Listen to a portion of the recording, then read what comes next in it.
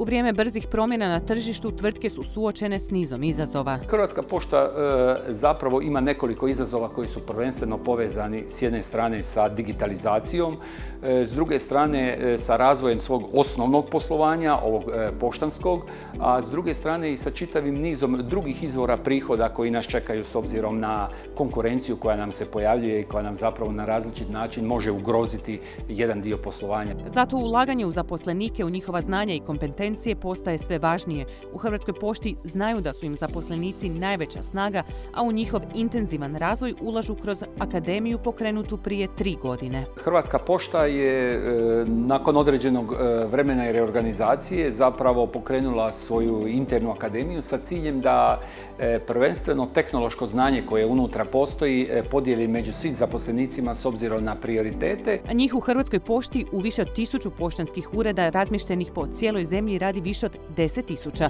Akademija koju bi trebao završiti i sav rukovodeći kadar, dakle oko 450 zaposlenika, omogućila je stjecanje mnogih znanja kao i bolje razumijevanje svih poslovnih procesa. Znači mi mnogo iz više razloga. Jedan od razloga je to što sam na ovoj akademiji upoznala i načine rada drugih organizacijskih jedinica, osim one u kojoj ja radim. Dobila sam širu sliku i spektar rada svih naših organizacijskih cjelina i jedinica u Hrvatskoj pošti na način da sam više involvirana u to. Dobila sam jednu širinu od novih kontakata, mogućnosti postavljanja pitanja, svih nedoumica, rješenja problema na svakodnevnoj bazi. Ova akademija je i startala sa idejom razmjene stručnih znanja. Sa tom razmjenom stručnih znanja naravno dolazi njihovo međusobno upoznavanje i bolja suradnja na nekim budućim projektima, lakše razumijevanje potreba koje se od njih traži na njihovom radnom mjestu. No akademija, čiji je cilj ne samo stjecanje stručnih, već i menadžerskih znanja, nije jedini edukacijski program jedne od najvećih državnih tvrtki. Kao svojevrstan nastavak akademije pokrenuli su i Akademiju Plus. Bilo koje sa tržišta, iako se toga ne bojimo, traženje različitih voditelja i direktora zahtijeva nam otprilike 6 mjeseci do godinu dana, zanemarujući time i one troškove koje imamo dovođenjem tih ljudi.